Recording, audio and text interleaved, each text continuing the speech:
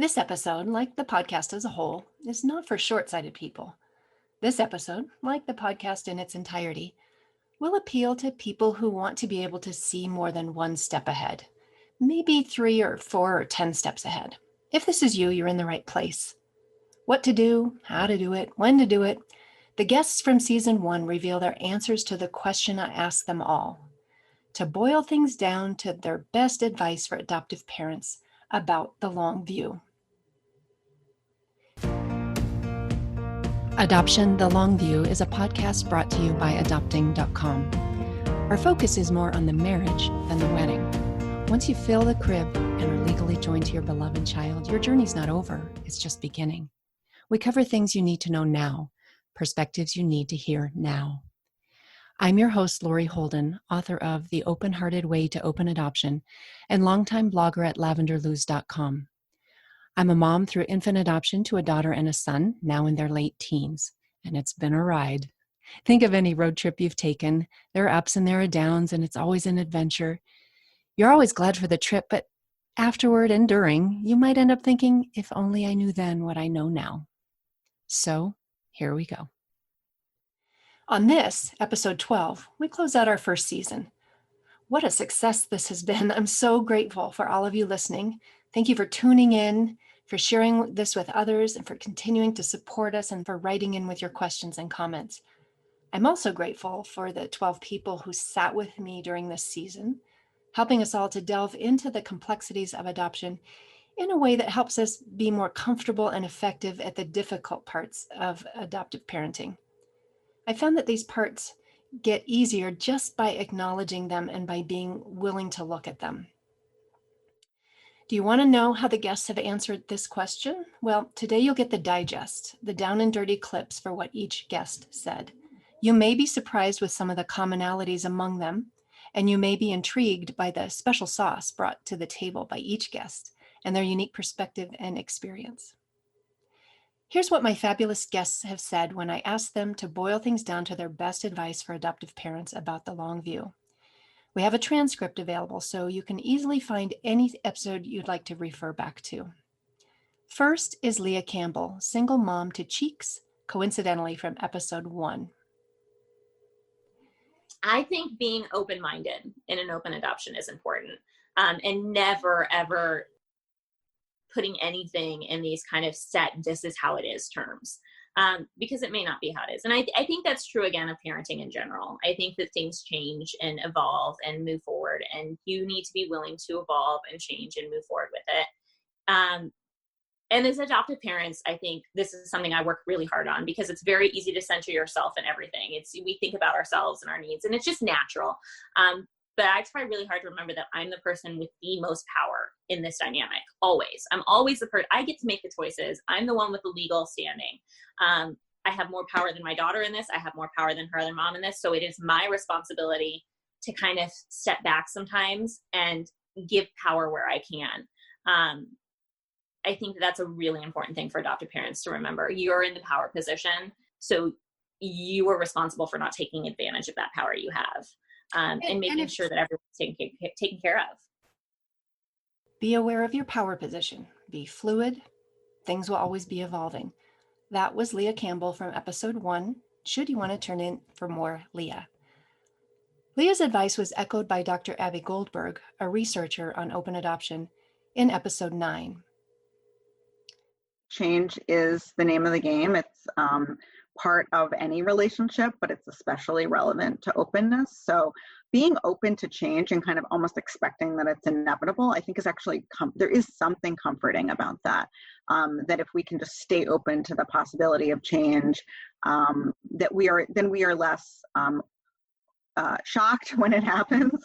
And I think sort of related to that is really understanding that at different stages in the life cycle or developmental period of the kid, or kids, it's important to realize that there are adoption competent, people out there to draw on for support. There may not be an adoption competent therapist in your geographical area, but we're so lucky now to have so many resources online. And now in the world of telehealth, people can see people in other states and can be, can find an adoption competent therapist or consultant somewhere else, and get some input. So I think realizing that this is a journey, right? This is a marathon, not a sprint. And so it's sort of like picking up your sustenance when you need it along the way. As a lifelong long distance runner, this is how I like my analogies. So it's like when you find that you need something, like looking around and maybe you're like, oh yeah, I can see something, right? I needed that. It's just more staying open to the possibility that at some point you might need some support, you might need some help, and then there might be years that go by that you're doing fine, you're chugging along, and you really are not, you don't need anything, right? So I think just that openness and staying open and realizing the resources that we do have available to us, that they can be very powerful when we do find ourselves stuck. So I hear you saying that openness means flexibility and an ability to weather change, which is inevitable. And Right. if the pandemic has taught us anything, it's that change happens all the time, and we adapt. We do find ways. I mean, it is really shocking if you look around and you see what people are doing to adapt and what we have adapted to. And not to say that that's great, but we should pat ourselves on the back for just adapting. And we all are learning a little bit about our own resiliency, and that when faced with a very challenging situation, we do find ways to adapt. We are more creative and more resilient than we might believe. That might be the capstone of this interview. That's a beautiful note to end on. Change is the name of the game, and adoptive parenting, even parenting in general, is a marathon, not a sprint. Dr. Abby Goldberg adds in her observation that parents are more creative, flexible, and resilient than they think, especially when challenges come along. We know that from pandemic times, don't we? It's a hopeful message from episode 9. In episode 4, adoptee and activist Rich Erlaub reminds us that while adoption may look like a one-time event to parents, it's a lifelong journey for the adopted person. This seems really simplistic, but I think the answer is built into the question. Approach it with the long view. I love that. Adoption is not an event, it's a journey. Yes, and I think you make me remember that to adoptive parents, it often looks like a one-time deal. It something that happened, but that's not necessarily the case for how adoptees feel about it, right? Yeah, it's. I think many adoptive parents, and again, rightly so, because it's not easy to adopt. So I've seen so much joy. This is they're mine now. This is our baby. We're going to celebrate Gotcha Day. That may be my second biggest piece of advice. Do not ever, ever, ever have a Gotcha Day. Yeah, tell us why. I think I know, but tell me why. You want to celebrate a birthday? That's great. Adoptees who are willing to let themselves feel the feels and think deeply enough about it, once they understand, I'll use this illustration really quickly. My dad used to say in one of his many less emotionally aware moments, he would say, "Well, you cost us $10 and you've been worth every penny." Youch. And now, and it was a joke, but not a great joke for an adoptee. And some parents may be going, "Oh my gosh, $10, that's fantastic." They just paid a record fee to the state as opposed to thousands and thousands. But think about now the money goes up. And as the money in adoption goes up, the sense of commodification on the part of adoptees also goes up.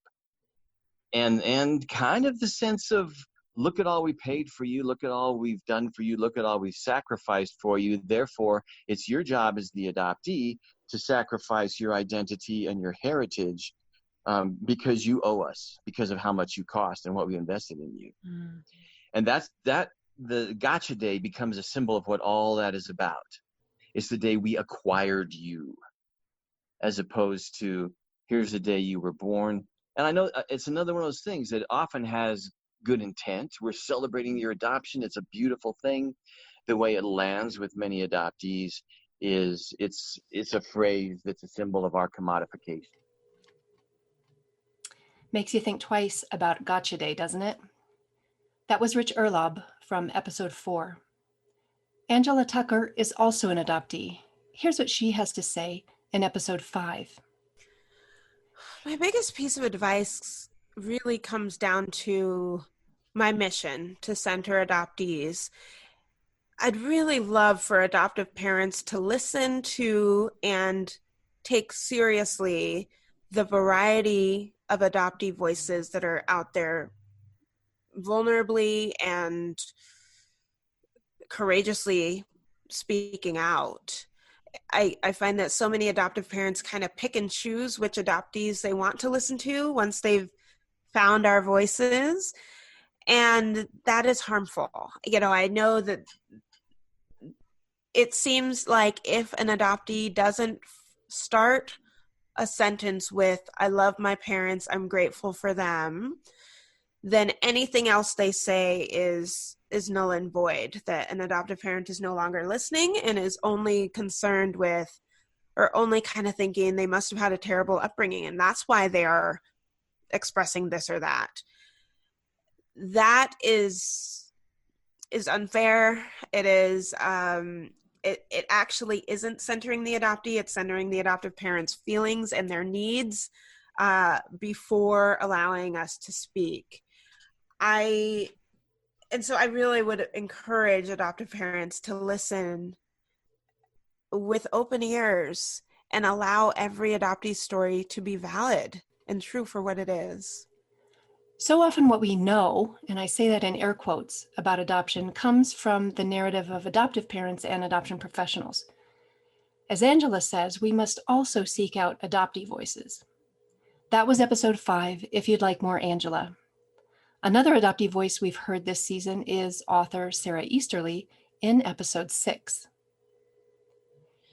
I would say, again, it's the theme. I would say do your best to get comfortable with the complexity of adoption.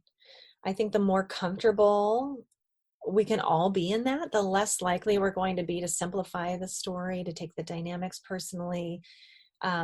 And the more likely we're going to be to really see our children, the full children, and convey that everything inside them is welcome, that there's room for all of it. It's a no strings attached kind of love. And just reinforcing that no matter what, you're never going away. And that's just opening the door for trust and authenticity. I think, I would also say just play a listening role like you're doing right now. If you're still listening here, and like Lori, you're doing, listen to adult adoptee voices. And we're not always easy to hear. And, I will speak for myself and others. Sometimes there's still some anger under there and some of that attacking energy. And so, I think before discounting it, just keep listening to lots of different sources, and it'll be easy to sort out what is and isn't relevant. It's important for adoptive parents, says Sarah Easterly in episode 6, to get comfortable with the complexity of adoption, to see the full child, and to be able to love without strings. Similarly, Clemencia de Leon, a birth mom in a closed kinship adoption, talks about comfort and discomfort in episode 7. The long view of adoptive parenting advice. My advice is to get comfortable being uncomfortable.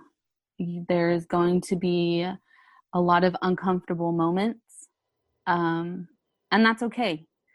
Being uncomfortable is okay. A lot of growth comes out of uncomfortability, but my advice would just to expect being uncomfortable and to be prepared to put in the work for yourself, and then most importantly for your child.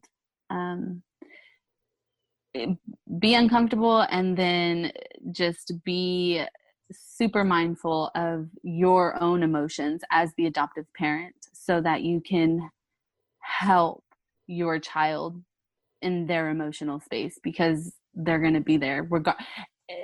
It could, good emotions, tough emotions, they're going to be there. And so my advice would be prepared to be uncomfortable, and be mindful and aware of what you're feeling and why you're feeling, and how you can get through those emotions in the best way possible. Clemencia advises parents to deal with our own emotions and be willing to work on our own issues when they come up. That was episode 7, in case you want to hear more. Another birth mom, activist Ashley Mitchell of Big Tough Girl, offers her wisdom in episode 2. Don't give up. At the end of the day, you will have to answer to your child about how you brought them home, and about what that looked like, and about what you did to fight for that relationship with the biological parents. And it's going to matter. And how you are able to answer that question is going to be dictated upon the work that you put into it. It's exhausting, and it is for life. But at the end of the day, if you can look at your child and say that you did everything that you could to make sure that regardless of the circumstance, you did everything you could to cultivate these relationships, that's what's going to matter. That's what's going to matter. And so keep fighting for that. I know it's hard to be in the trenches, but when you get to look at your child and say that we did this and this and have those relationships intact, that'll be because of the work that you did. Make sure that in all you do, you can one day answer to your son or daughter, and that you can be proud and have a clear conscience for maintaining connections wherever possible. That was Ashley Mitchell in episode 2. We also heard from a birth mom and an adoptive mom together, who were both pioneers in figuring out open adoption in the very early days of it, and can share their long view. Here are Kim Court and Linda Marie Mueller from episode 10. Okay, from a birth mother's perspective, the advice I would give is don't keep any secrets. And I say that from a lot of different perspectives, but I think thinking of the person at the center, the adopted person, I think secrets can be so toxic. And Linda touched on this before, sort of always wondering, if you had waited until they were an adult when they could meet their extended biological family. There's risk there, especially if, as you said, some members of the biological family have passed away. They never had those opportunities for connection. But secrets are so toxic and so ugly and so awful. And so I think steering away from secrets from the adopted person, but also from a birth parent perspective. And I know society has changed a little bit. People are way more open about things and everything. And maybe secrets and shame aren't as huge a part of this as they were back then. But it was super toxic for me. And it infected the way that I parent my 2 daughters now, a teenager and a 9-year-old. And I'm kind of still, if you can believe it, working through things in that regard. So that would be my biggest piece of advice, is to be as open as you are comfortable with. And, there's a difference between things that are private and things that are secret. Exactly. And the difference is shame, right? Very much so. Very much. Is privacy. I will absolutely 100% respect somebody's privacy and not share a story or share something that could be hurtful or harmful. But I'm not going to keep a secret that is then going to be damaging either for me or for anybody else involved. So I think understanding that distinction is super important and would probably be my best piece of advice. Great advice. Thank you. I guess I'm really thinking about this podcast and the framework of the podcast, Adoption, the Long View. That's exactly the same as for parenting. It's for the long haul. So no matter what kind of parent we are, it's our job to raise, healthy human beings that will be, well-adjusted adults. And so in the context of openness, how better to give your child that I guess, foundation and base all along, to help raise them to be, well-adjusted adults. So also really listen to adoptee voices. There's a lot of adoptee voices out there that are so powerful. I had the privilege of belonging to a nonprofit that gave me a lot of opportunities to listen and talk to adult adoptees all along the way. And there was a common mantra that they wanted to know their beginnings. It had nothing to do with loving their parents. But you know what? They were close. Those that had parents that understood and listened to them, they were closer to those parents. So if you want to be close to your child, validate and empathize and walk this with them. Allow yourself to be a safe place for them to talk to. The story about, my little guy in the middle of the night, I guess my heart is still warm to it that he felt safe to climb into bed with me and tell me that. So I guess, and also, just be confident in who you are to your child. Allowing more love in his life will only enhance his life, your life, and honoring them will honor him and will bring you all closer. So, I guess as a final nugget, life is short.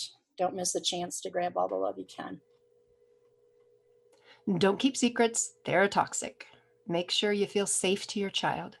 That's the best advice from Kim Court and Linda Marie Mueller in episode 10. We hear more on that theme from Rebecca Volley, adoptive mom and angel in adoption, in episode 8.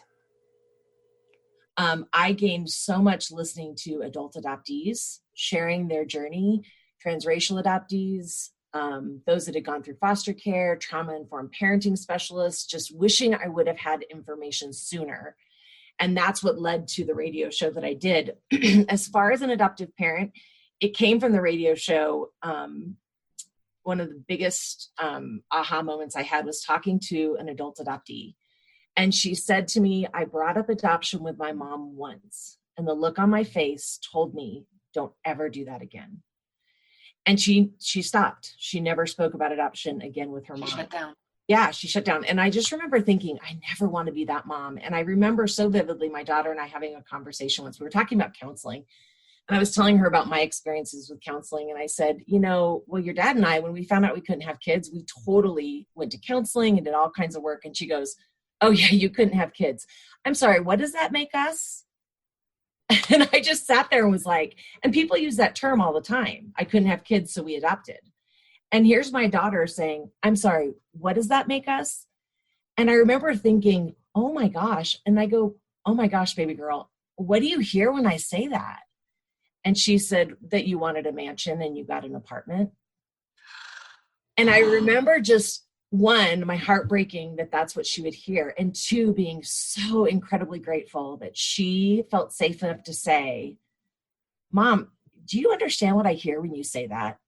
And I think that is the gift of listening to the voices of the adoptees. And the gift we can give our kids as parents is complete freedom. Now, if I get triggered by that, if I have my old wounds that open up, whatever, I need to suck it up and deal with that later and be 100% present with her in that space and say, I am so glad you told me that. And I said, will you also give me permission to share that? And she has given me permission to share that because she said, yeah, Mom, people say like that all the time. We'll just leave it at that. She's like, you wouldn't believe all this stuff, like, oh my gosh, you look like your mom, even though she's not your real mom, all these comments. And I feel for that whole generation that didn't have a safe space to process that.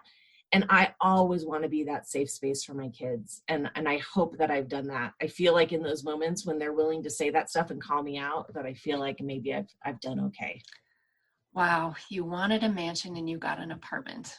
Mm-hmm. It grips my heart when I hear that. And as awful as it is to hear it, the only worst thing would be to not hear it and to have it be there. So and when you think about it, I thought I was being like stellar, adoptive mom, being all open about my counseling stuff that I'd done. And then she was like, yeah, nice try, and I love that about my daughter. I have no doubt that in the future that she'll have a voice for, again, those that don't speak about this stuff, and how she can validate and say, oh, me too. Yeah, I felt like that. You know, she's got such insight. I've got multiple stories of her calling me out on stuff. So I think that's it. Being the safe space, dealing with your stuff. Every time I taught, maybe we'll adopt classes, I was like, deal with your stuff, people. Like, it is that beach ball you push down in the water. It's going to pop up somewhere else, and it's going to get in the way of your relationship with your kids. So I think that that's key when you're building a family around this concept of adoption that is different. People want to say it's the same, but it's not. There's a really tough road in this space. And the more we can be real with each other, the more healing that can happen. But we manage grief. We don't solve grief. We're not cured from grief. We manage it. And to be able to acknowledge that it's even there is the first step. And then to be able to give it space when the grief comes up, when the big emotions come up. That's what keeps us healthy. That's why people go to counseling, is to get unstuck. And the stuckage is, I call it stuckage. The stuckage is from those emotions that we think they're too painful to face. So totally. And thank God I'm a safe person, you know, to be able to say that and know that even if there is parts of me that struggle, that I can still be 100% in that space with her, and then move on and do my own counseling. Because deal with your stuff, people. It's going to come up. Deal with your stuff, people. Yeah. So that might be boiling it down. Deal with your stuff, people.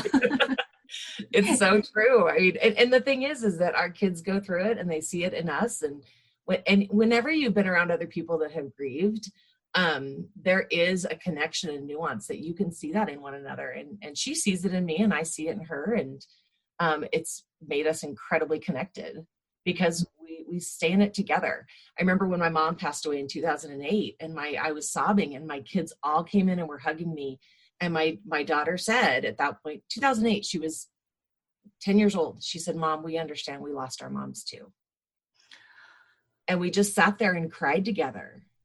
And so that sacred grief space is something that I don't think many people are willing to sit in, because it was hard. And it was hard to know that my mom would never be replaced and I will never replace their mom. They saw that in me and we all sat together and cried. And like I said, she was 10. Like, she gets it. That was Rebecca Volley sharing her story of being a safe space for her daughter to share a painful thought with in episode 8. It's no coincidence that Rebecca has followed the same advice given by Leslie Johnson, adoptee and therapist, from episode 11. And I think you're absolutely right.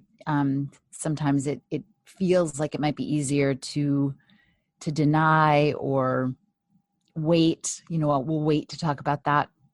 And what I encourage parents to do is with the notion that I believe parents are their child's best advocate, right? So get comfortable with all parts of the story and get comfortable with, you know, your family started with this incident that was separation, and there is going to be grief and loss that are inherent in that. And when I say get comfortable, I don't mean get comfortable that it's okay, but get comfortable talking about it. And if you're not, find a group or find a therapist that can help you with the language. And because the earlier parents start talking about it, the better. Because you're letting your child know then that you are a safe place, that you can handle whatever they bring to you, and you're helping them, you know, helping them begin to form an identity, their identity. So this is a question that I asked of all of our guests. Can you boil things down to your best piece of advice for adoptive parents about the long view of adoptive parenting?